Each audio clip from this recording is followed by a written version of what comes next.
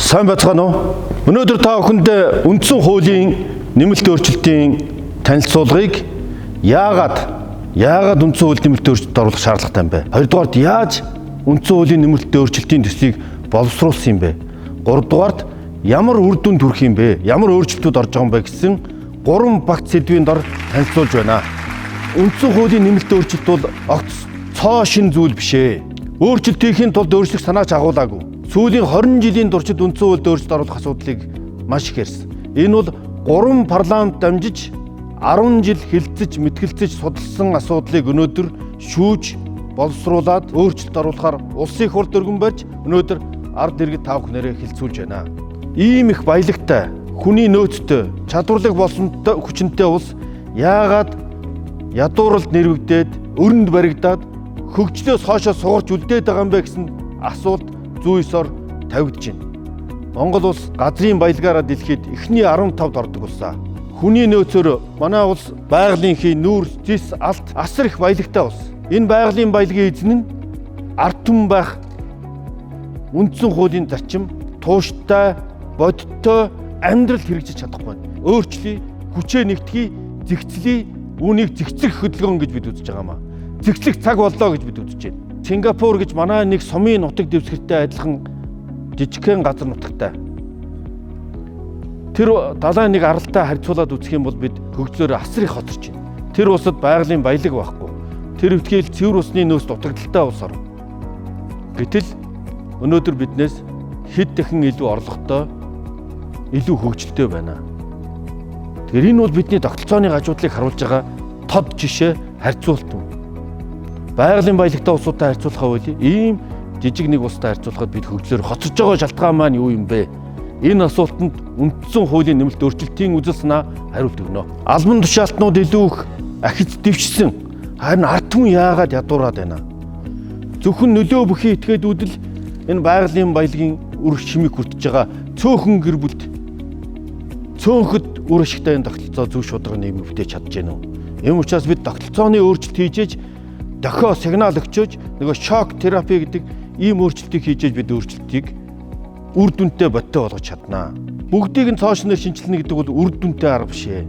Системийн онлын хувьд ч гэсэн үндсэн хуулийн хэрэгцээ үед гол цэгүүдийг нь хатгаад өөрчлөлт хийж чадвал энэ маш том үр дүнд хүрч болдгийг дэлхийн нийтийн дуршлах жишг харуулж байна. Бүх зүйл үндсэн хуулийн ч буруу биш. Энэ ардчилсан тогтолцоонд сонгогдож гарч ирсэн улс төрчдийн удирдагчдын алдаатай бодлогын үр дүн гэдгийг бид хүлээн зөвшөөрөх ёстой. Үндсэн хуульд нэмэлт өөрчлөлт оруулах зайлшгүй шаардлага үндэслэл бол дордуулсан 7 өөрчлөлт юм аа. Гэхдээ энийг зохицоор нь авч үзээгүй учраас үндсэн хуулийн гол архитектор, их баригч профессор Чимэдгуан хэлснээр үндсэн хууль бол нийгмийн тогтолцоог арга хязгаар нь зангидсан, ард түмний хүсэл эрмэлзлээр тулгуурласан нэг юм цогц арга яс систем юм аа. Энэ яс булчингаар нь зангидсан энэ системээс нэг л судсыг нь дасалбал системдээ шархлаа үүсгэнэ. Үүнийг дордуулсан 7 өөрчлөлт тод харуулсан гэж дүгнснээс харж болно. 2000 оноос хойш өнөөдөр хүртэл энэ 19-20 жилийн хугацаанд энэ шархлаа маань өнөөдөр буглаа ууж системийн хямрал, тогтолцооны гажуудлын нэг гол шалтгаан болж байна. Ийм учраас дордуулсан 7 өөрчлөлтийг өөрчлөх нь өнөөдрийн нийгмийн зайлшгүй шаардлага, төрийн тогтолцооны гажуудлыг засах үндслэл болж байна. Гэгээрсэн бурхан гэж төрийн тогтолцоонд байна гэж найдаж болдгоо. Ерөнхийлөгч, ерөнхий сайд, улсын их хурлын гишүүд учиргүй сайн гэгээрсэн бурхан бууж ирээд улс үндэстнийг хөгжүүлээд явчихна гэсэн ийм ойлголт байдаг. Өөрөөр хэлбэл хэн бугаач бай гэсэн зайлшгүй харилцан хяналт хэрэгтэй. Бие биенээ хинжаах тогтоог үндсэн хуулийн хяналт тэмцэл гэж байгаа. Хууль тогтоох нь парламент нь сайн хуулиад баталдаг. Тэрнийг нь засгийн газар гүйцэтгэх засаглал нь сайн хэрэгжүүлдэг. Харин шүүх нь хүний эрхийг хамгаалахын тулд шударгаар шүүдэг байх юм бол энийг сайн үндсэн хууль гинэ. За бид энэ үндсэн хуулийн нэмэлт өөрчлөлтийг хэрэгжүүлэхдээ ард түмнийхээ санал бодлыг сонссон, асуусан. Яг л энэ саяны ярьж байгаа зүйлүүд маань бол зүйлдэх санал асуулгаар илэрч гарч ирсэн юм аа. Энэ ардны иргэд маань жинхэнэ ард түмний төлөөлөл болж чадж байгааг нэг харуулах 4 жишээг би энд хүндий. Көсгөл аймгийн иргэн оюун эрдэнэ гэж 15 хоногтой одоо хүүхдээ твээд ирсэн их хүн байна. Төрийнхөө үйл хэрэгт оролцсон би санал бодлоо хэлье гэд.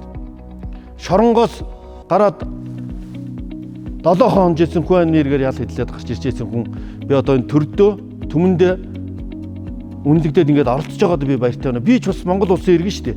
Би шоронд ямар байна, амьдрал ямар байна, яаж хэрэг шүүн тасалж хийж гэнэ гэдэг дээр үгээ хэлэх болцоо олцсон надад баярлж байна гэж хэлжсэн. Нэг настай хөвгтөө орон нутгаас оролцсон ээж хүн байна. За хамгийн ахмад 79 настай даваа сүрэн гэж ахмад хүмүүс оролцож байна. Энэ бол зөвхөн энэ зөвлөх санал суулгууд нийт ард иргэдийг төлөөж байгаа энгийн иргэдийн нэг жишээ юм. 1992 оноос хойш энэ 27 жилийн хугацаанд 13 засгийн газар солигдсон байна. Нэг засгийн газрын дундаж нас 1.8 жил байна. Зарим засгийн газрууд 8хан сарын настай байлаа. Хөгжингүү улсуудад доктортой хөгжлийн болгохтой. Доор хаяад 8, 10, 20 жилээр доктортой байж бодлого шийдвэрүүд нь амьдралд хэрэгжиж улс орн хөгжин дээшилж байна. 7 үе шаттайгаар үндсэн хуулийн нэмэлт өөрчлөлтийг боловсруулсан. Өөрөөр хэлбэл 7 хэмжиж нэг огтлох зарчмыг өрнөсөн. Улсын их хурлын гишүүд, эрдэмтэн, судлаачид үндсэн хуульд оруулах нэмэлт өөрчлөлтийн асуудлыг боловсруулж өргөн барьж хилцүүлж ирсэн. Энэ бол нэгдүгээр үе шат гэж хэлж байна. Хоёрдугаар үе шат нь улсын их хурл засгийн газраас үндсэн хуульд оруулах нэмэлт өөрчлөлтийг оруулах шаардлага үндслийг тогтоохын тулд ажлын хэсэг байгуулж орон даяар иргэдээс тандан судалгааг хэрэгжүүлсэн. Доктор профессор Чимдийн Инх Баатрын ахалсан ажлын хэсэг эрдэмжилгээ судалгааны ажил хийж үндсэн хуульд үнэлт дүгнэлт өгч шинжилгээ судалгаа хийгээд ийм заалтууд нь хэрэгжихгүй байна. Ийм заалтуудыг өөрчлөх шаардлагатай байна гэсэн дүгнэлт гаргасан. Тэгээ энэ эрдэмтэн судлаачдын дүгнэлтээр үндэслээд хөдөө орон нутагт 3692 иргэдийн одоо саналыг авч төвөр судалгаа, тандан судалгаа хийсэн. Үүгээр үндсэн хуульд нэмэлт өөрчлөлт оруулах асуудлуудын ард иргэдийн санал бодлын үндслийг тодорхойлсон. За дөрөвт нь бол зөвлөх санал асуулга явуулж улс орон даяар 1500 гаруй иргэдээс санал асуулга явсан. За ингээд 5 дугаар үе шатанд бол энэ санал бодол дээрээ тулгуурлаад ард түмний бүрэн эрхт байдал оролцоог хангах тухай улсын их хурлын тогтоолыг баталж гаргасан. За үүгээр бол 375,325 иргэн саналаа хариулсан. 5 сая 585 мянган санал иргэдээс ирсэн. 7 дугаар шатанд улсын их хурлын ажлын хэсэг, олон номын төлөөлөлтөд оролцсон ажлын хэсэг үндсэн хуулийнхаа төслийг боловсруулад өргөн барьсан байна. За энэ 7 дугаар шатанд өнөөдрийн хилцүүлэгч гэсэн өрнөж байна. Ингэж 7 хэмжиж нэг огтлох зарчмаар үндсэн хуулийн нэмэлт өөрчлөлтийг боловсруулж хилцүүлж явж байна. Баян хоосны эрс ялгаа багтаа усыг л харьцангуй тэгш нийгэм гэж хэлж байгаамаа. Гэтэл өнөөдөр бол эрх мэдэлтэй хэд баян цөөхөн гэр бүл, цөөхөн хүмүүс уул уурхай газрын баялагийг илүү хүртдэг. Инээсээ болоод нийгмийн ялгаа ихтэй ийм нийгмийг бид бий болгож байна. Үндсэн хуульд оруулах нэмэлт өөрчлөлтөөр бид энэ баялагийг, газрын баялагийг ард түмэн эзэн байх үндсэн зарчмыг тодруулах шаардлагатай байна гэж үзэж байгаамаа. За энэ дээр ганцхан харьцуулт хийл та дэлхийд одоо баялагын сангаа ашигладаг, байгалийн их нөөцөөрөө хөгжлөөрөө тэргүүлж байгаа Норвеги улсын жишээ байна. Норвеги улсад өнөөдөр маш тэгш шударга сайхан нийгмийг зохицуулсан, ядуурл байхгүй, боловсрол, эрүүл мэндээр одоо хөгжлийн өндөр түвшинд хүрсэн, аз жаргалын индексээр дэлхийд тэргүүлж байгаа улсуудын нэг. Энэ улсын үндсэн хуулинд байгалийн баялагийг эзэмших, ашиглах талаар хүн болгон тэгш хэрэгтэй. Өгөөж үрчим төрөл зүйл нь хадгалагдсан байгаль орчинд хүн бүр амьдрах хэрэгтэй. Ингээ урт хугацааны иж бүрэн шийдэл хилцүүлэг дээр үндэслэж байгалийн баялгаа одоо үедээ болон ирээдүйн үедээ өгөөжтөгөөр ашиглана гэсэн ийм утгатай залт байдгийг үндсэн хуулийн цэцгийн хараад бус байдал шийдвэр гаргах механизмыг тодорхой болгох шаардлагыг үндсэн хууль зүйн ёсоор шаардж байна. Чимэд дугаан тодорхойлсноор орон нутгийн удирдлага бол төрийн удирдлагын босоо тогтолцоо. Нутгийн өөрөө удирдах ёсны хэвтээ тогтолцоо хоёрын огтлцол дээр байна гэж тодорхойлсонтой яв цав нийлж байгаамаа. Өөрөөр хэлбэл багийн дарга бол төрийн сонгуул биш, төрлийн сонгуулаар багийн дарга сонгогдож байна. Аль олон хамаатан садантай сонгогдоод байна. Энийг томилдог болгож өгөөч гэж орон нутгийн шаардлага. Энэ хүн маань үндсэн хуульд өөрчлөлт оруулах нэг бодит шалтгаан амьдралаас анхан шатны дэвшнээс урган гарч байгаа бодит хэрэгцээ шаардлагатай. Ингээ энэ бүх үндслүүдийг нэгтгэхэд өгнөд үзэх юм бол өнөөдрийн үндсэн хуулийн нэмэлт өөрчлөлтөн дээр яг энэ болохгүй зэгүүдээрээ дараад бид нар өөрчилж чадвал үндсэн хуулийн үйл ажиллагаа, төрийн тогтолцоо, эрс сайжирч болох бодит дүгнэлтийг эрдэмтэн судлаачид ард түмэн хийж байна. Нийгмийн шаардлага дээр үндэслээд бид 5 багц өөрчлөлтийг үндсэн хуульд тусгаж байна. Нэгдүгээрт нь дордуулсан 7 өөрчлөлтийг засж байна. Дордуулсан гэж нэрлэгдэх боловч энд дутуудуулсан юм би, дээрдүүлсэн юм би гэж эрдэмтэн судлаачид үздэг болсон. За үндсэн хуулийн 6-гийн 1-р залд Монгол улсын газрын хэвлэл, байгалийн баялаг, ой усны нөөц, ард түмний мэдэлд төрийн хамгаалтанд байна гэсэн залт байдаг.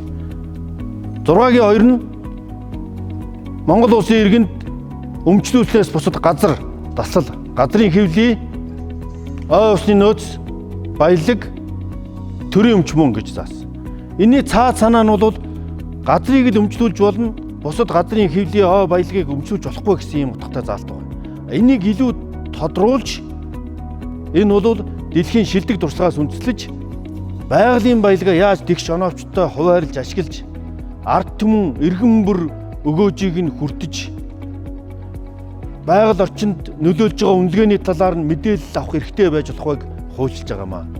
Монгол улсад байж байгаа хамгийн том бэрхшээл асуудал бол хулгай, төсөвт нүүрсэн хулгай, төрөлх нүүрсэн хулгай.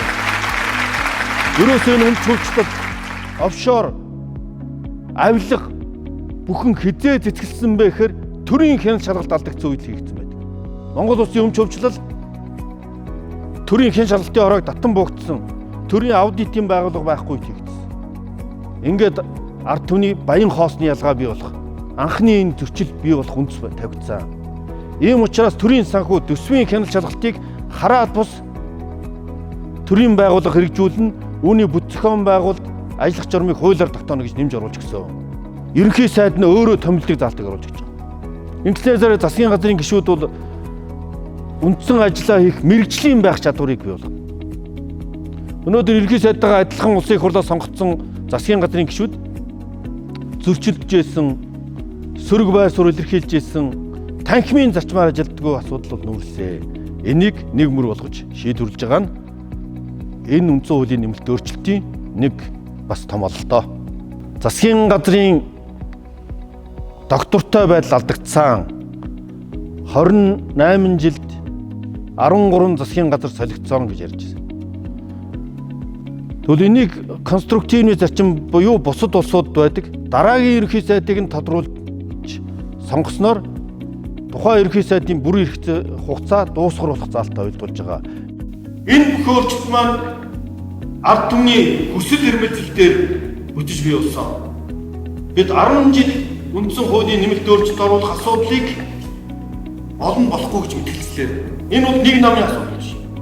Энэ бол нэг хэсэг хүнээсээ ч асуудал биш. Энэ бол Монгол улсын их шиг асуудал.